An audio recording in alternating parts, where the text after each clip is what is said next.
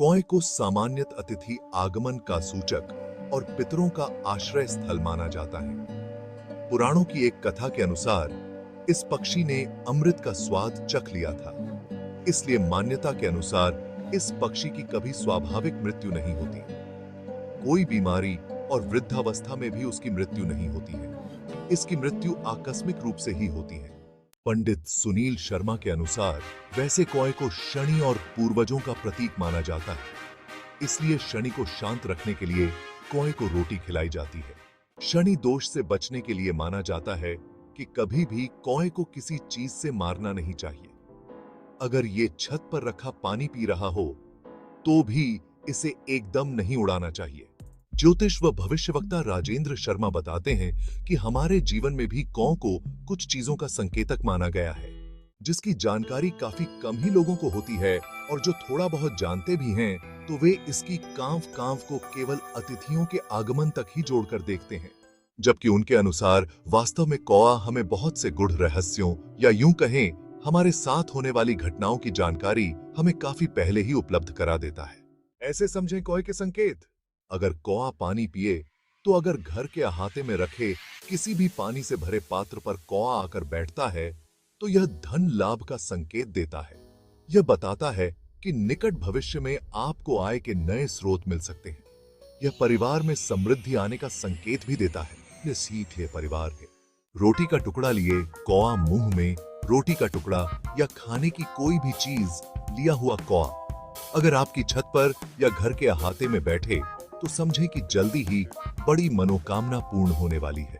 कौ अगर शांत स्वर में बोले तो माना जाता है कि पार्टनर के साथ संबंधों में मधुरता आती है। वहीं अगर यह सिर ऊपर करके कर्कश स्वर में लगातार आवाज निकाले तो यह आने वाली मुसीबत का संकेत है। माना जाता है कि अगर कौए का झुंड आकर आपके घर पर बैठता है और आपस में लड़ने लगे तो समझिएगा कि घर के मालिक पर विपत्ति आने वाली है।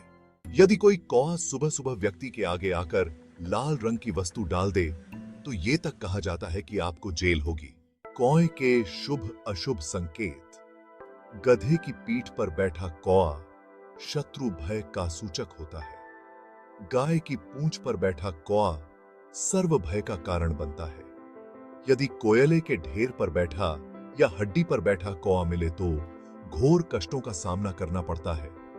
यदि कौआ आपस में लड़ते हुए दिखलाई दें तो आसपास किसी की हत्या होती है या कोई पकड़ा जाता है। जब कौआ सूखे पेड़ पर बैठा दिखाई दें तो रोग का सूचक होता है। यदि कौआ अपने पंखों को धुनता दिखाई दें तो वहां किसी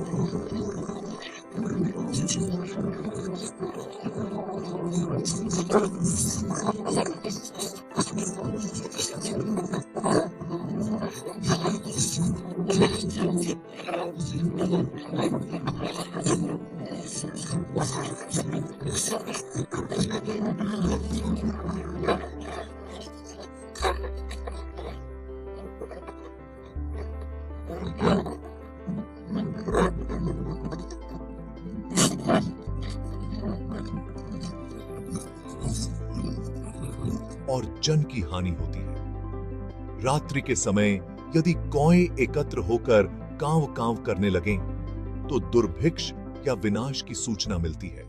इन संकेतों को भी माना जाता है खास। अगर स्वप्न में कौआ मिठाई खाता हुआ दिखाई दे तो यह समझना चाहिए कि कहीं से धन प्राप्त होने वाला है।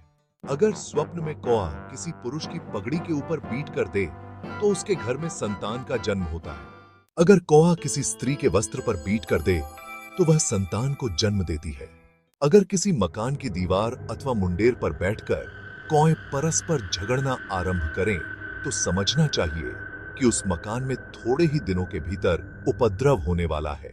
अगर शनिवार के दिन प्रातः बस्सी के चेपा सबसे पहले मकान के ऊपर कौआ बारंबार कांव कांव बोलता हुआ दिखाई दे तो शुभ लक्षण समझना चाहिए।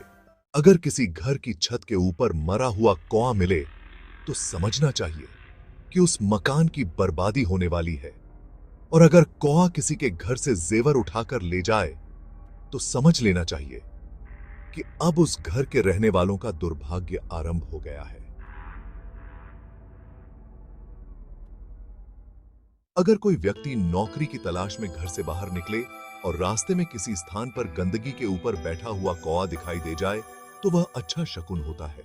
विवाह के अवसर पर बांटी जाने वाली मिठाई में से अगर कौवा मिठाई का दाना लेकर उड़ जाए तो समझना चाहिए कि उस नव विवाहित दंपति को पुत्र रत्न की प्राप्ति होगी। अगर शाम के समय कौवा किसी विवाहित युवक के मस्तक के ऊपर मंडराए तो समझ लेना चाहिए कि उसे शीघ्र पुत्र की प्राप्ति होगी।